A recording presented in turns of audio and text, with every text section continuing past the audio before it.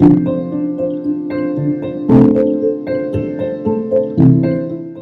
friends, welcome to my YouTube channel. I'm Hema and I make videos on travel, photography, research and motherhood, and today's topic is on wellness visits. So wellness visits is something that happens a really long time in baby's life, and today's video is all about what to expect, what happens and what you should be prepared for. So without any delay, let's dive into the topic. So wellness visit starts as early as 3 to 5 days of baby's life, and then it continues to 1 month, 2 months, 4 months, 6 months, 9 months, 1 year, 15 months, 18 months, 20 months and 2 years, 30 months, 36 months and again after 4 years. Starting 4 years, it's once in a year. So the reason they do these wellness visits is to make sure that the baby's growth and development are on track. Also, if there is any major changes in the development, then they can catch it early rather than later. So your pediatrician is someone who checks the baby for almost 18 years of their life. So few things about pediatrician. First thing is make sure that you have a pediatrician before your scheduled date, and make sure that the pediatrician is covered under your insurance, and also check with the doctor's office for their availability and meet the pediatrician if possible. So when the pediatrician visited the mother baby unit for my daughter's checkup,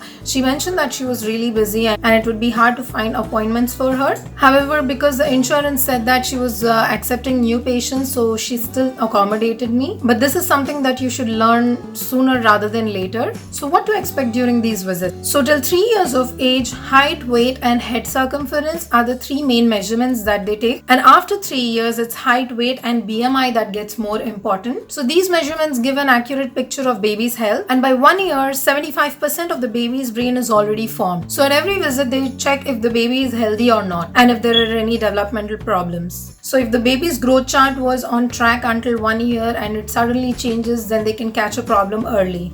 So how it exactly happens? So at every visit you will walk into the office with the baby in the car seat, and they'll provide you with a questionnaire, and this questionnaire is specific to the baby's age, and this questionnaire is based on the developmental milestones the baby is expected to achieve, and you submit this to the nurse. Nurse will then take the height and head circumference. After that you undress the baby for the weight measurement. After the doctor walks in, she'll review all this information to make sure that the baby's growth is on track, and then she'll perform a physical exam, and physical exam is a very important part. So why do they capture height, weight and head circumference? So the reason they capture these measurements is because all of these vary based on the genetics, gender, nutrition, environmental factors, hormones. So these measurements will be plotted on a chart, and the chart will give you information on if the growth is tracking or not. The doctor will then check for heartbeat, hips and for the 5 senses, which is the eyes, nose, ear, mouth and skin. She'll check the reflexes of the baby, and then fontanelles. So fontanelles are the soft spots in the head, and they are expected to seal anywhere between 1 and 1.5 years of age. So for these visits you should always carry some essentials with you, and those essentials will include your insurance card. Always update your latest insurance information with the doctor's office. You need diapers, wipes, food or milk for the baby, pacifier is especially useful if you're getting ear piercings for the baby, and this also helps during vaccinations. Also, if you live in a hilly place, having a pacifier is helpful because the sucking actions helps relieve the pressure in the ears. You need a burp cloth to clean any unexpected mess, a plastic bag just in case you don't find a place to trash the dirty diapers or any unexpected messes, and nursing cover if you're breastfeeding. So during this visits you always have to make sure that you have your questions with you.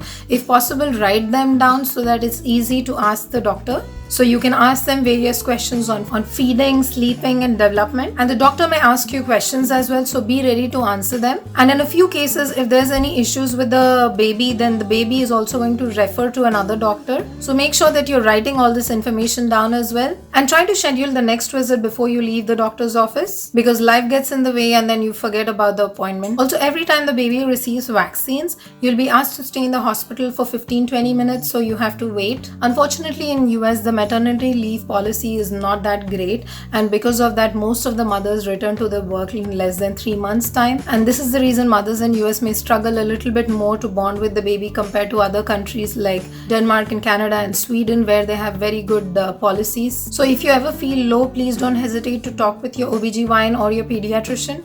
If you have any questions related to wellness visits, leave your comments below. Also see my playlist on motherhood. If you like my video, don't forget to give a thumbs up and don't forget to subscribe to my channel. I make videos on travel, photography, research and motherhood.